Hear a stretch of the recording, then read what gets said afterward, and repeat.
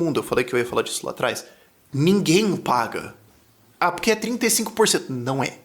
É 35% que eles colocam na tabela para evitar ser colocado como um paraíso fiscal. Na realidade, tem várias coisas que você pode fazer que o governo te dá um cashback de 30%, o que faz com que o seu imposto efetivo seja 5% da empresa.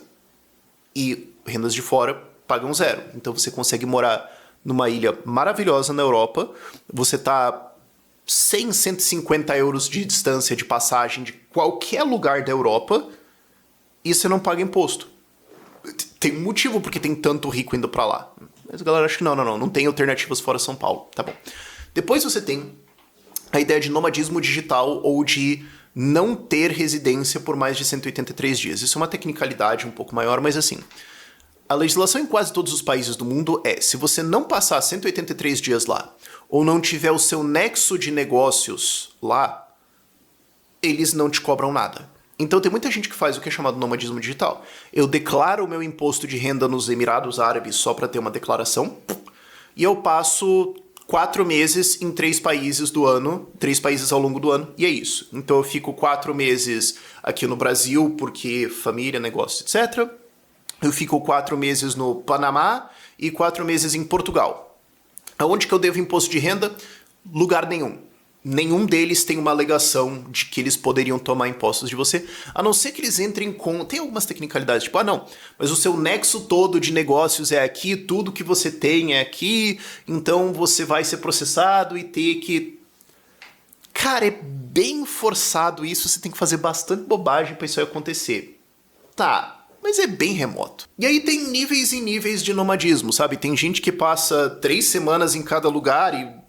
Socorro, eu não consigo entender isso. Você pode fazer esse de 4 meses em cada lugar, e daí você pode inclusive ter uma estrutura, você pode ter raízes e muito mais coisas. A galera fala, nômade digital ele nunca cria raízes. Não tanto. Ou você pode passar 5 meses em um lugar, 5 meses em outro, e 2 meses de rolê. Se você tem um patrimônio grande o suficiente, é bem provável que na verdade você meio que já faz isso indiretamente, sabe? Se você tem um patrimônio desses, você provavelmente ou já passa alguns meses fora do Brasil em negócios ou em viagem ou tudo mais, ou não passa porque razões, mas poderia. Então não é como se fosse uma grande mudança de vida, você teria só que dar uma ajustada um pouco mais. Ah, mas e se eu tiver filhos que estão ainda em idade escolar? Tem alternativas, mas ok, é um estilo de vida um pouco mais difícil se você tem filhos de, sei lá, 4 anos de idade. Agora, tô com os filhos criados e tudo mais, ou vou levar eles junto porque adolescentes, experiência e tudo mais. Pode ser uma alternativa. Depois você tem o segundo grupo de países. Países onde eu posso pagar muito menos que o Brasil. Ainda tô pagando alguma coisa. Mas eu também tô ganhando várias coisas aqui. São países mais seguros, são países muito mais bem situados, são países que têm um futuro econômico, não é que no Brasil vai ficar estagnado indo pra frente. E aqui, o meu favorito dessa lista toda, assim, se eu tivesse que ir, República Tcheca. Eu tô no meio da Europa, eu tô perto de tudo, cerveja tcheca, baixos impostos, uma grande comunidade libertária, tem uma grande comunidade cripto lá, e Praga é uma cidade muito bonita. Ah, mas precisa falar tcheco. Não, as pessoas lá falam inglês, ok? Mas só pra passar pela lista aqui. Hungria, Bulgária, Romênia, Andorra, Suíça, Montenegro, Estônia, Polônia, Ilhas Maurício, Chile, Portugal. Só pra ter alguns países onde você pagaria significativamente menos, dependendo de outros regimes e o que você faz e o que encaixa na sua vida e várias coisas aqui que podem acontecer. São países notavelmente melhores que o Brasil e você não está financiando o Lula ou os rolê da Janja. Ok. E depois, essa outra categoria aqui eu poderia fazer, ela ficaria gigantesca. Mas eu vou colocar só 2. Países onde eu pago basicamente a mesma coisa que eu estou pagando aqui, mas eu ganho muito mais. Eu ia deixar só um, que é assim, Estados Unidos. Tipo, ok, você vai pagar imposto? Você vai pagar mesmo, tá bom, você vai pagar, ok, tem que fazer. Eu posso pagar um monte de imposto de renda, imposto de consumo, esse imposto de dividendos aqui no Brasil e viver sem nenhuma segurança e viver com todo mundo falando que eu sou o problema e ser caçado o tempo todo, ou eu posso ir para os Estados Unidos. Tá bom, eu pago em dólar, eu pago os negócios de vocês e tudo mais. Eu ganho um país que vai chuva, vem chuva, vai crescer, vai dar certo, é muito mais seguro tem infinitas coisas que eu posso fazer lá, vamos catar. Eu vou pro capitalismo. E daí eu pensei, eu vou pro capitalismo. Pera, vamos colocar um outro país aqui? Argentina. Você vai pagar uma carga tributária similar por enquanto, porque o Milei está baixando impostos lá. Talvez daqui a vários anos o imposto seja muito menor. Mas você tem o país que vai crescer, o segundo país que mais vai crescer em 2025, só perdendo para a Índia. E tudo indica que Milei vai ter um sucesso nas eleições esse ano, vai ter um sucesso na reeleição dele, e esse programa aqui que ele está fazendo de reformas vai se aprofundar. Então, uma das coisas que essa galera que sai do Brasil, ou que sai de países, ou que quer imigrar e tudo mais, que eles querem fazer é encontrar qual que é a próxima Singapura. Todo mundo queria ter encontrado Singapura em 1970. Hoje tá caro pra caramba, inacessível, já foi, não tem o que fazer. Mas qual que é a próxima? Olha, especialmente assim, invisto em imóveis, eu invisto em terras, alguma coisa assim, mas acho que imóveis encaixaria melhor. É um país que tá melhorando bastante, tá um pouco carinho, mas vai ficar muito mais. Isso aqui é a classificação de uma empresa que organizou a casa e começou a subir. Você pode comprar agora. Ah, mas a carga tributária é relativamente parecida com o Brasil. Sim, mas você tá aqui do lado. Ah, preciso ver minha família, eu preciso... Buenos Aires, São Paulo é mais rápido do que Belém, São Paulo. Então, assim, alternativas não faltam. Só no que eu falei aqui tem dezenas de opções e tem muito mais outras coisas aqui e eu nem entrei nos detalhes tão profundamente disso. Então, assim, quando alguém vem e fala ah, e o Brasil, o rico vai pra onde? Não tem alternativa que o Brasil é paraíso... Cara, desculpa. Eu tenho muita dificuldade de manter uma conversa séria depois de eu ouvir esse argumento. Quarto ponto.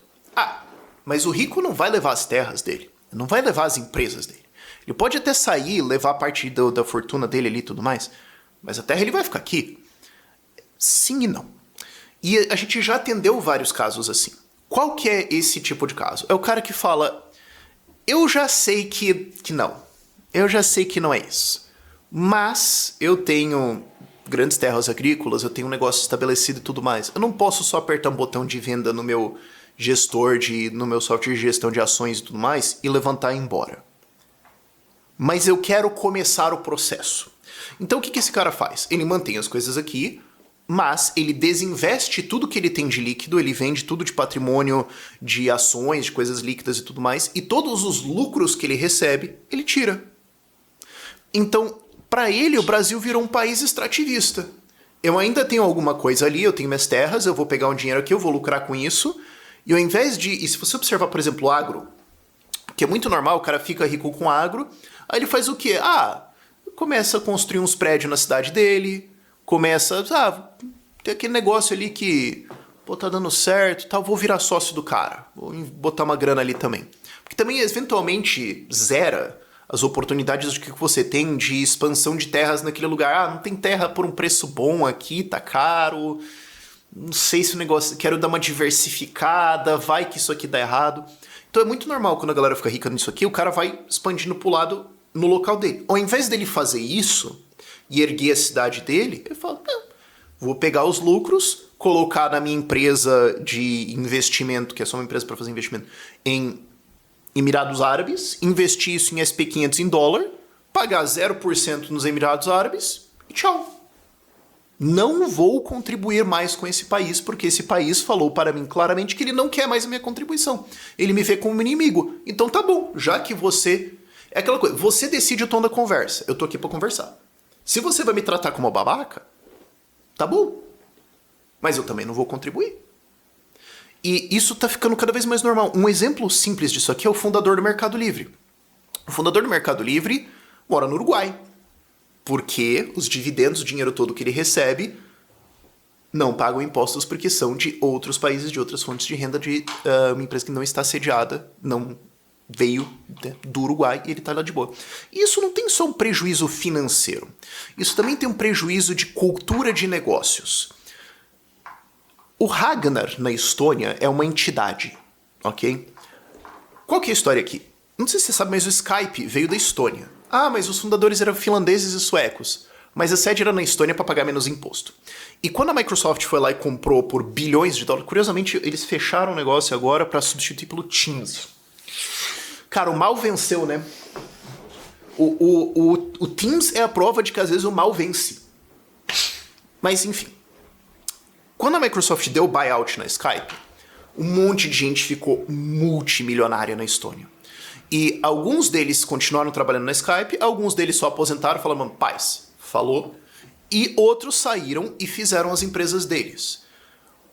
O Ragnar é uma entidade porque ele é um dos caras que ganhou dinheiro com isso tudo, e ele falou, sabe o que eu vou fazer? Eu vou fazer o Lift 99, que é um centro de startups, é uma incubadora, é um hub, onde eu vou trazer as melhores empresas da Estônia, as melhores startups, e como eu tenho dinheiro, eu tenho as conexões, eu tenho experiência, eu vou trazer pessoas que também têm isso para fazer essas empresas crescerem.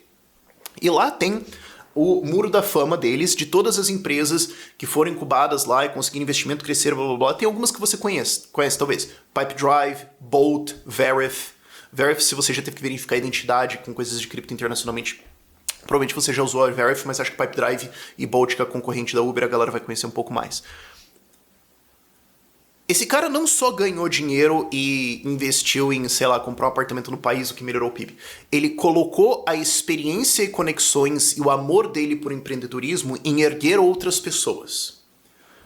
Quando um cara desses sai, nós estamos perdendo um professor, nós estamos perdendo um mentor, nós estamos perdendo qualidade na nossa cultura de negócios e empreendedorismo, nós estamos perdendo uma referência que vai ajudar os que ficam a crescer. E isso dói.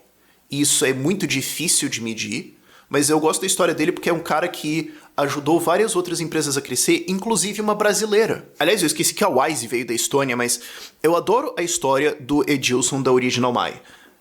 Ele tem essa empresa de, basicamente, usar blockchain para substituir cartórios, e ele teve que sair do Brasil por motivos relativamente óbvios, o pessoal não gostou muito dessa empresa. E o Edilson foi para a Estônia.